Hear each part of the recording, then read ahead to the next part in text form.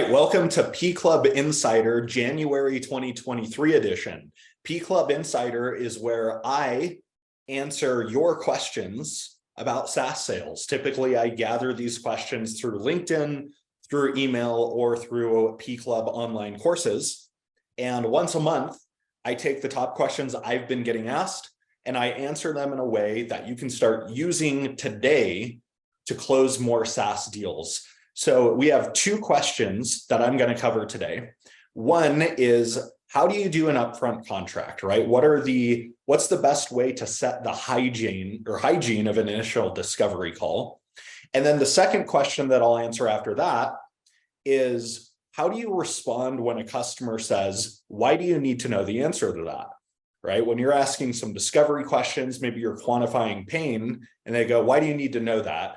How do you respond in that situation? So those are the two questions we're going to answer today. And I'm going to start with the first one on the best way to do an upfront contract and create the hygiene of a successful discovery call. Now, it's critical that you do an upfront contract more or less on the majority of your sales calls because they go a lot more smoothly and according to plan.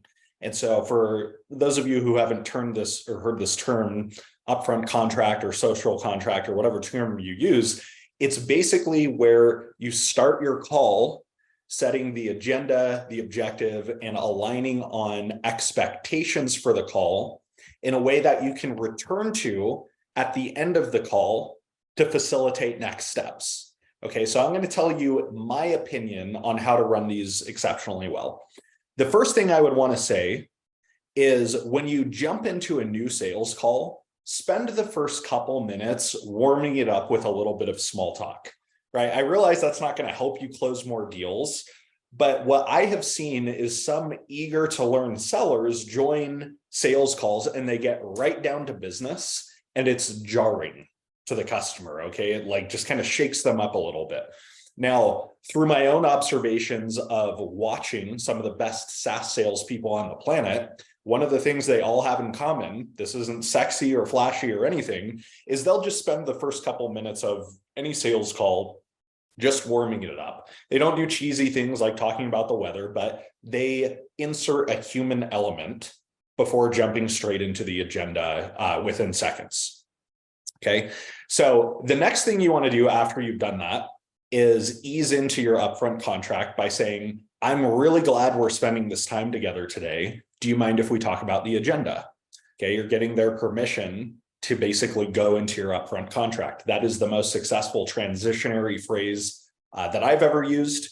You can tweak it if you want, but that word for word phrase works marvelously, right? Do you mind if we talk about the agenda? Or I'm really glad we get to spend this time together today. Do you mind if we talk about the agenda? Now, what you don't want to do is thank them for their time or be overly thankful that they're spending time with you. You say, I'm really glad we're spending this time today.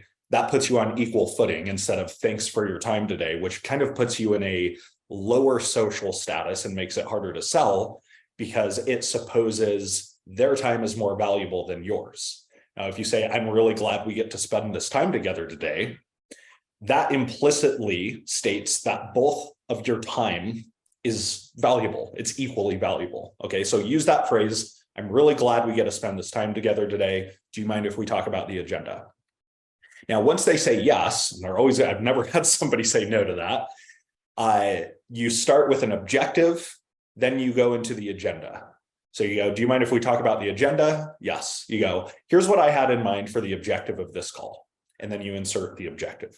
Here's what I had in mind for the objective of this call. I think by the end of this was a successful call if you and I agreed that there could be some mutual fit based on the challenges that you're facing and the solutions that we provide that justify us taking the next step. Okay, that's a great objective that you can set for most intro sales meetings that are going to have a heavy discovery component. So I'm really glad we get to spend this time together today. Do you mind if we talk about the agenda? Yes. Okay, well, here's what I had in mind for this call, and I want to get your feedback on it. I think this is a successful call if by the end of it, we have clarity on whether or not it makes sense for us to pursue a next logical step. Okay, so now you're going to go into the agenda, which is like the line item components. In order to achieve that objective, here's how I think we should spend our time.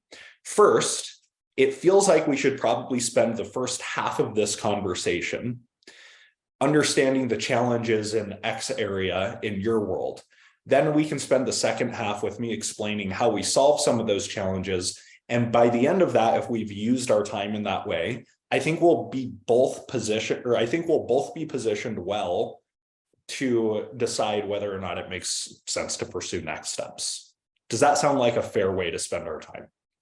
Okay, so get permission for the agenda, go into the objective, suggest an agenda, and then end with, does that sound like a fair way for us to approach our time together today?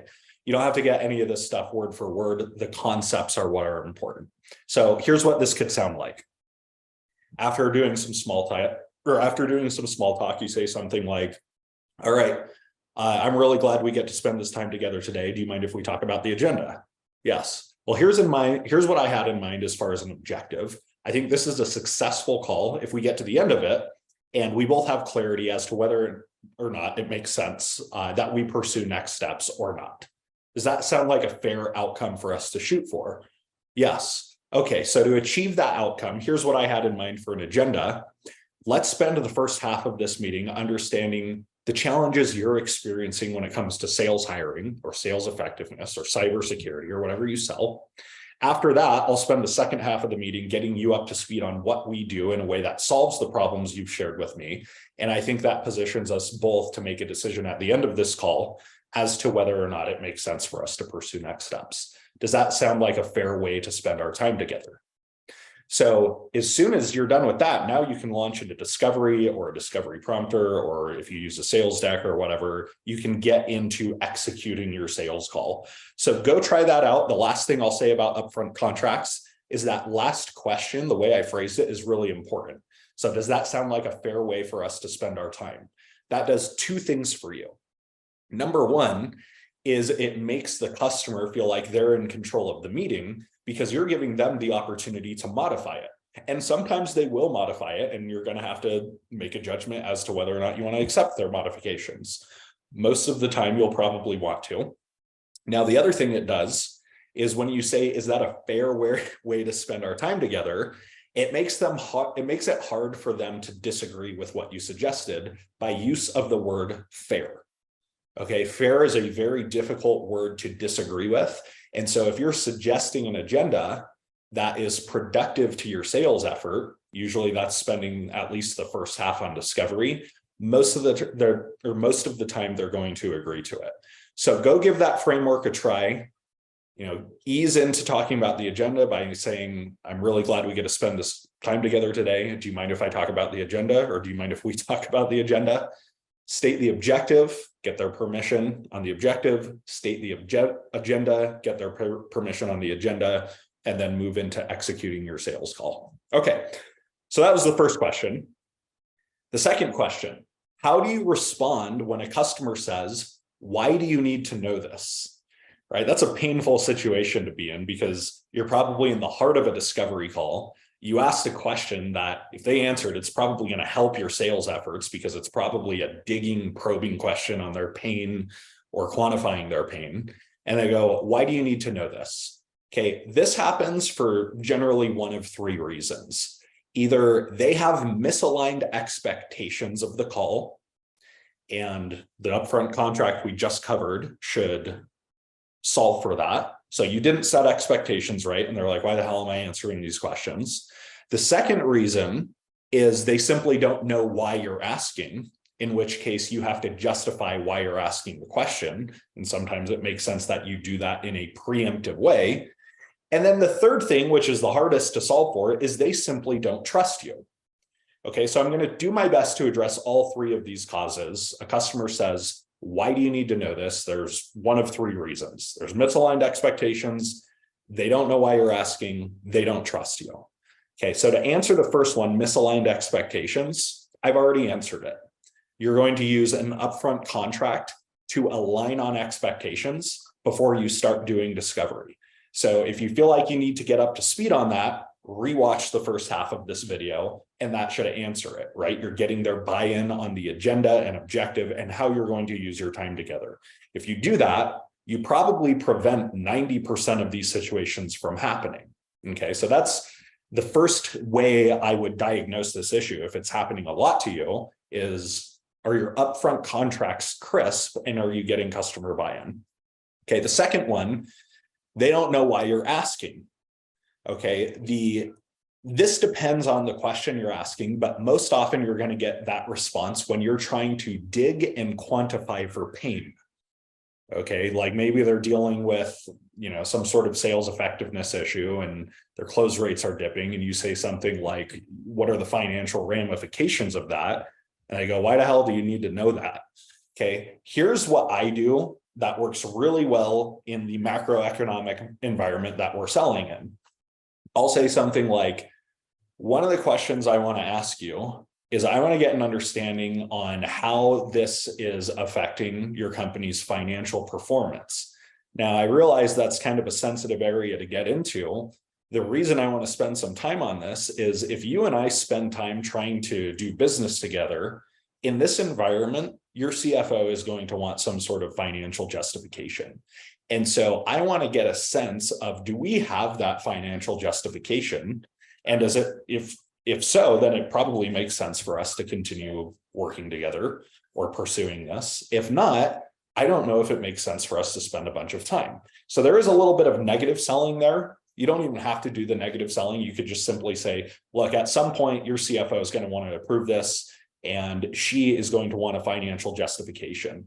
So I am curious what kind of negative financial ramifications you're experiencing as a result of this issue. Okay, so that's what I use. Obviously, you're not going to justify every question. You're going to have to read the room and get an understanding of what sensitive questions you're going to be asking. And that's when you probably hedge and tee those up. The third reason is the hardest to solve, right? They just don't trust you.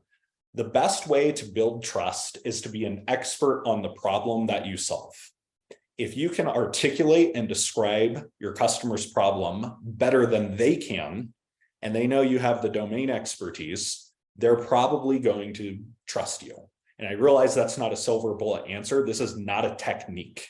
Okay, the first two things were a technique. This is more about getting you up to speed as a business professional with a lot of acumen on both business and the domain in which your customer operates. Okay, so that is the answer to the question. It's not a short answer, but the answer is if they don't trust you, it's probably because they don't perceive you to be a domain expert. Either that or they perceive some sort of lack of integrity, which is less often the case. Usually when a customer doesn't trust you, it's not because they think you're like a weasel or anything like that, although that does happen. It's because they think of you as a sales professional rather than a business professional. Okay, and so the answer there is to get up to speed on your domain in a bigger way and demonstrate that domain expertise naturally and organically in your sales conversations, either through a discovery prompter, a pain story that really captures the pain, or just through the language you use in some of the questions you ask, right? If you're asking questions that only a domain expert would think to ask, they'll start to automatically trust you and assume you have the right solution. So that's it for today. I hope both of these answers to these questions were really helpful. If they were, please do me a favor, hit like on this YouTube video if you're watching it on YouTube. Write a quick comment, just say this was useful. I want to get, this is my third or fourth video doing this. I want to get a sense that these are valuable. So convince me to keep doing them if they were valuable by letting me know. Just write a capital yes, Y-E-S in the comments, or if you're getting this via email, respond to the email with a capital Y-E-S, right? If these are valuable, I'll keep doing them, but I need some signs of life from you. And if I don't get a lot of that, that just tells me that these videos probably weren't as useful as I hoped. And I'll probably sunset them at some point. But at least for now, if you thought it was useful, hit like, comment yes, reply yes, and we'll see you in the next one.